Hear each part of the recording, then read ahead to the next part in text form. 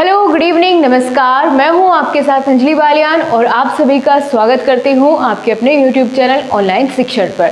दोस्तों, आज की क्लास में हम बहुत ही महत्वपूर्ण टॉपिक डिस्कस करने वाले हैं जो आपके हर एक टीचिंग से रिलेटेड एग्जाम होते हैं सभी में पूछा जाता है। तो आज का हमारा टॉपिक है ऑपरेशन ब्लैक बोर्ड योजना। ऑपरेशन ब्लैक बोर्ड योजना की शुरुआत की गई 1987 में। 1987 में तो क्यों इसकी ज़रूरत पड़ती है ऑपरेशन ब्लैक बोर्ड योजना को लाने की? क्या ऑपरेशन ब्लैक बोर्ड योजना के उद्देश्य थे?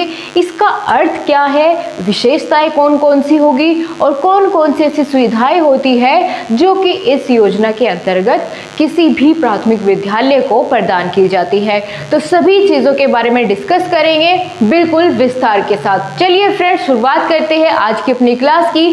सबसे पहले हम यही जानेंगे कि ऑपरेशन ब्लैक बोर्ड का मतलब क्या है। तो आ जाइए इधर। ऑपरेशन ब्लैक बोर्ड का अर्थ होता है युद्ध स्तर पर अभियान चलाकर किसी कार्य को शीघ्रतापूर्ण पूरा करना। ठीक है, इसका क्या मतलब हुआ कि युद्ध स्तर पर? युद्ध स्तर का मतलब है कि पूरे जोरों शोरों के साथ, पूरी लगन के साथ कि एक टारगेट सेट कर लिया जाता है कि इतने समय में हमें ये कार्य पूरा करना ही है। ओके, तो इस तरीके से हम कह सकते हैं कि युद्ध स्तर पर इस कार्यक्रम को, इस अभियान को चलाया गया, इसीलिए इसको नाम दिया गया ऑपरेशन ब्लैक बोर्ड। यानी सभी प्राथमिक स्कूलों में, सभी प्राथमिक विद्यालयों में कुछ जो बेसिक नीड्स होती है, किसी भी विद्यालय की मूल सुविधाएं होती है, उनको उपलब्ध कराना। ठीक है, इसलिए ये जो कह सकते हैं हम अभियान की शुरुआत की गई। अब चलिए आगे बात करते हैं। ऑपरेशन ब्लैक बोर्ड को हम शॉर्ट फॉर्म में लिख सकते हैं OBB। आपसे मल्टीपल चॉइस क्वेश्चन में क्वेश्चन बन जाता है कि OBB का मतलब क्या होता है। ठीक है, आपको 3-4 वर्ड्स दे दिए जाएंगे, आपको चुनना है operation black board, OBB। Alright, इसके बाद ऑपरेशन ब्लैक बोर्ड विद्यालय में आवश्यक उपकरणों का प्रतीक है। मतलब प्राथमिक विद्यालयों में न्यूनतम आवश्यक शिक्षण सामग्री उपलब्ध कराना ही ऑपरेशन ब्लैक बोर्ड का उद्देश्य है कि प्रत्येक जो प्राथमिक विद्यालय होता है उसमें जो मूलभूत शिक्षण सामग्री की आवश्यकता पड़ती है उसको उपलब्ध कराना ही ऑपरेशन ब्लैक बोर्ड का उद्देश्य था। इतनी बात समझ आने के बाद एक पॉइंट यहाँ पर बहुत ही महत्वपूर्ण बनता है कि अगर आपसे एग्जाम में ये पूछ लिया जाता है कि ऑपरेशन ब्लैक बोर्ड की संकल्पना किस वर्ष हुई। ठीक है, संकल्पना का मतलब होता है कि कब इसके बारे में सोचा गया कि हम ऐसे ऐसे ये एक योजना शुरुआत करने वाले हैं। तो इसकी संकल्पना हुई 1986 में। सन 1986 में, 1986 में राष्ट्रीय शिक्षा नीति के तहत। ठीक है, जो राष्ट्रीय शिक्षा नीति आई थी 1986 में, उसकी कार्य योजना में ऑपरेशन ब्लैक बोर्ड चलाने की संकल्पना की गई थी। इतनी बातें समझ में आ गई। अगर आपसे क्वेश्चन बने कि शुरुआत कब हुई ऑपरेशन ब्लैक बोर्ड की, तो 1987 में, लेकिन संकल्पना कब की गई थी? तो 1986 में, जो हमारी राष्ट्रीय शिक्षा नीति थी उसके अंतर्गत इसकी शुरुआत की गई 1986 में।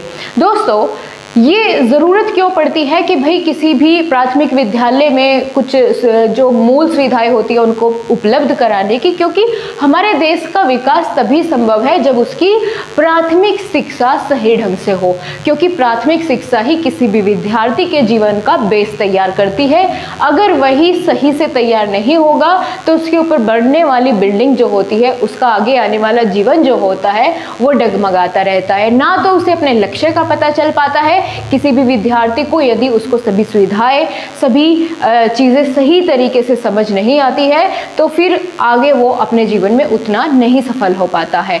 तो इसी चीज़ को ध्यान में रखते हुए ज़रूरत पड़ी कि भाई ऑपरेशन ब्लैक बोर्ड चला करके जितने भी हमारे देश में प्राथमिक विद्यालय थे उन सभी में कुछ न्यूनतम मूल सुविधाएं जो थी, जिनके बिना काम चलना मुश्किल था, कि भाई इनको तो ज़रूर होना चाहिए किसी भी प्राथमिक विद्यालय में। तो इसी तरीके से फिर ऑपरेशन ब्लैक बोर्ड चलाया गया ताकि हर एक स्कूल में ये सुविधाएं प्रदान की जा सके। इतनी बातें समझ आने के बाद हम देखेंगे दोस्तों ऑपरेशन ब्लैक बोर्ड का उद्देश्य क्या था। आपके एग्जाम पेपर में सीधा सीधा क्वेश्चन आ जाता है कि ऑपरेशन ब्लैक बोर्ड को चलाने के पीछे का क्या उद्देश्य रहा, उसके बारे में चलिए जानते हैं।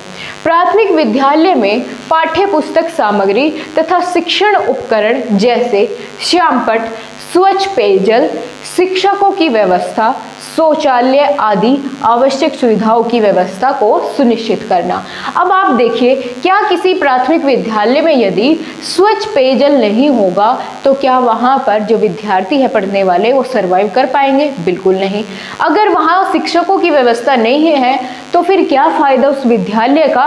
तो सबसे ज़्यादा ज़रूरी जो होता है किसी भी विद्यालय में, वही चीज़ें इसमें निर्धारित की गई कि भाई ये तो बिल्कुल किसी भी प्राथमिक विद्यालय में ये सुविधाएं तो होने ही चाहिए। अब जैसे मान लिया शौचालय की बात करते हैं, शौचालय भी ज़रूरी है किसी भी विद्यालय में, या प्राथमिक विद्यालय में नहीं, किसी भी विद्यालय में शौचालय की सुविधा ज़रूर होनी चाहिए। और श्यामपट्ट के बिना भी शिक्षा अधूरी है, ठीक है। अगर श्यामपट्ट का प्रयोग नहीं होगा, वैसे ही अध्यापक सभी चीज़ों को बता दे तो भी सही से बालकों को समझ नहीं आएगा। तो इतनी बात आपको समझ आ गई। हमने क्या बात की यहाँ पर कि ऑपरेशन ब्लैक बोर्ड का अर्थ क्या होता है, कब इसकी शुरुआत हुई और कब ऑपरेशन ब्लैक बोर्ड की संकल्पना की गई, किसके तहत की गई? तो राष्ट्रीय शिक्षा नीति के तहत की गई सन 1986 में। इतनी बात समझ आने के बाद हमने जाना कि कौन कौन से उद्देश्य थे ऑपरेशन ब्लैक बोर्ड योजना के शुरुआत करने के पीछे, यानी क्यों इसकी शुरुआत की गई, ताकि इन सभी सुख सुविधाओं की, इन सभी आवश्यक सुविधाओं की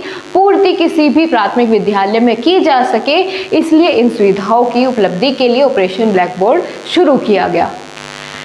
तो चलिए दोस्तों, अब मैं बोर्ड को रफ कर देती हूँ। आप चाहे तो स्क्रीनशॉट ले सकते हैं, नहीं तो टेलीग्राम ग्रुप में आपको फिर इस पूरी क्लास की जितने भी नोट्स हैं वो सभी मिल जाएंगे। ऑनलाइन शिक्षण DLED टेलीग्राम ग्रुप का नाम है। और हाँ, तब तक मैं इसको रफ करूँ तब तक आपको कर देना है वीडियो को लाइक और अपने सभी दोस्तों के साथ शेयर। तो कुछ इंपॉर्टेंट बातें जो इसके बारे में अभी बचती है उनको हम अभी नोट कर लेते हैं। तो चलिए गाइस, अब इस टॉपिक से जितनी भी महत्वपूर्ण चीज़ें बची थी वो मैंने आपके सामने नोट कर दी है। तो अब हम जानेंगे ऑपरेशन ब्लैक बोर्ड में कौन कौन सी सुविधाएं दी गई, या फिर आपसे इस क्वेश्चन में ऐसे भी पूछा जा सकता है कि ऑपरेशन ब्लैक बोर्ड की विशेषताएं बताइए। लास्ट ईयर में इस तरीके का क्वेश्चन देखने को मिला था। तो आप जो सुविधाएं पढ़ेंगे उनको ही विशेषताओं में भी लिख पाएंगे। इस तरीके से हम इन चीज़ों को समझेंगे, ठीक है। यानी सुविधाएं पढ़ लो या विशेषताएं, दोनों में आपकी ये चीज़ें काम करेगी। क्या है कि कम से कम 2 अध्यापकों की नियुक्ति होनी चाहिए प्राथमिक विद्यालय में, जिनमें से एक होनी चाहिए महिला, ठीक है। कम से कम 2 अध्यापक होने ज़रूरी है प्रत्येक विद्यालय में, प्रत्येक प्राथमिक विद्यालय में, और उनमें से भी एक होनी चाहिए महिला।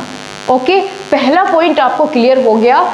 दूसरा, अगर बात करें कक्ष जो है आकर्षित हो, कक्ष आकर्षित हो, जहाँ बच्चे बैठ कर के पढ़ेंगे जिस कक्षा में, वो कक्ष बहुत ही आकर्षित होना चाहिए। आकर्षित कैसे कि उस पर दीवारों पर नई नई पेंटिंग्स बना करके, खेल खिलौने बना करके, ठीक है, इस तरीके से उसको रंग बिरंगा और आकर्षित ढंग से बनाना चाहिए ताकि बच्चों का वहाँ बैठ करके मन लगे। ओके, तो दूसरा पॉइंट आपको समझ में आ गया कौन सी सुविधाएं विशेषताएं थी ऑपरेशन ब्लैक बोर्ड की।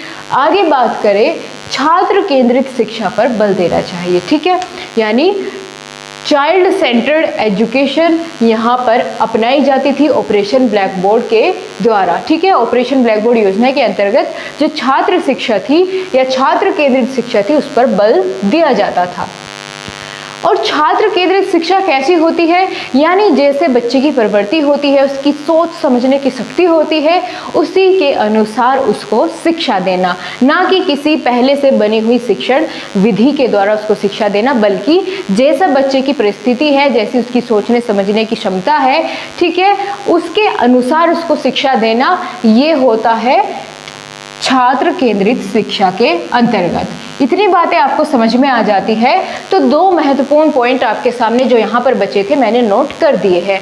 वो क्या है कि केंद्र सरकार द्वारा संचालित की जाती है ऑपरेशन ब्लैक बोर्ड योजना। किसके द्वारा संचालित की गई थी? ये की गई थी केंद्र सरकार के द्वारा, ठीक है, केंद्रीय सरकार के द्वारा संचालित की गई थी। और दूसरी बात यहाँ पर जो महत्वपूर्ण है वो है कि 7वीं पंचवर्षीय जो योजना जो आई थी उसके अंतर्गत ही इसको लाया गया था। 7वीं पंचवर्षीय योजना के अंतर्गत ऑपरेशन ब्लैक बोर्ड योजना को लाया गया था, ठीक है। कौन सी योजना में? 7वीं पंचवर्षीय योजना। आपसे क्वेश्चन पूछ लिया जाता है। और अगर पूछ लिया जाए कि लागू कब किया गया था पूरे देश में, तो 9वीं पंचवर्षीय योजना में क्या होता है, इसे पूरे देश में लागू कर दिया जाता है। लेकिन आई कब थी? 7वीं पंचवर्षीय योजना में। दोनों बातें आपको बिल्कुल ध्यान रखनी है। और क्या बातें थी? आपने ये तो समझ लिया 1987 में इसको लागू कर दिया गया, ठीक है। 1987 में क्या हुआ? ऑपरेशन ब्लैक बोर्ड योजना की शुरुआत हो गई। लेकिन 1992 में इसमें कुछ संशोधन भी किए गए थे। संशोधन क्यों किए जाते हैं? क्योंकि जब कोई भी कमी किसी भी योजना के अंतर्गत रहती है तो उनको सुधार करके उनमें कुछ और चेंजेस किए जाते हैं, तो उसे कहते हैं संशोधन। तो 1992 में, ठीक है, 1992 में इसमें कुछ संशोधन भी किए गए थे, ठीक है। क्योंकि कोई भी जब योजना होती है, जब वो बिल्कुल ग्राउंड फ्लोर पर उसको चलाते हैं तो तब पता चलती है उसमें कौन कौन सी कमियां रह गई, तो उन कमियों को सुधारा गया 1992 में। इतनी बातें सबको क्लियर हो जाती है। तो अब आ जाइए, अब यहाँ पर एक बहुत ही अच्छा सा एक और टॉपिक बच जाता है। वो क्या है? ऑपरेशन ब्लैक बोर्ड के अंतर्गत आवश्यक शिक्षण सामग्री कौन कौन सी है, उनके नाम बताइए। तो आपके एग्जाम में ऐसे पूछा जा सकता है कि 5 शिक्षण सामग्रियों के नाम बताइए जो ऑपरेशन ब्लैक बोर्ड के अंतर्गत प्रदान की जाती है, ठीक है, प्रोवाइड की जाती है। तो कौन कौन सी होती है, चलिए जान लेते हैं। शिक्षक उपकरण, ठीक है, शिक्षक के उपकरण यानी उसके पास कोई पाठ्य वस्तु होनी चाहिए, उसका सिलेबस होना चाहिए जो बच्चों को पढ़ाना है, तो शिक्षक के उपकरण होने चाहिए। आगे बात करें, श्यामपट्ट का होना ज़रूरी है कक्षा कक्ष में, और पेयजल और टॉयलेट की व्यवस्था भी प्राथमिक विद्यालय में होनी चाहिए।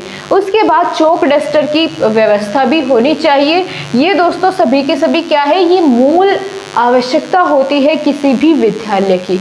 और फर्नीचर होनी चाहिए, यानी बैठने के लिए उनके लिए चटाई या बेंच होनी चाहिए, और खेल सामग्री भी होनी चाहिए बच्चों के लिए, और कक्षा शिक्षण सामग्री भी होनी चाहिए। यानी जो आपने देखा होगा जब आपकी ट्रेनिंग हुई होगी तो जो छोटे बच्चे होते हैं उनकी क्लास में, उनके कक्षा कक्ष में आपको चार्ट दिखाई देंगे, ठीक है। कुछ चार्ट लगे होते हैं, किसी पर नेम ऑफ बॉडी पार्ट्स लिखे होते हैं, किसी पर संख्याएं लिखी होती है, गिनतियां लिखी होती है, किसी पर ABCD वाला पूरा परफॉर्मा बना करके वो चार्ट होता है। तो इस तरीके से कक्षा कक्ष में क्या होनी चाहिए, कक्षा शिक्षण सामग्री भी होनी चाहिए, और विज्ञान तथा गणित किट का होना भी जरूरी है।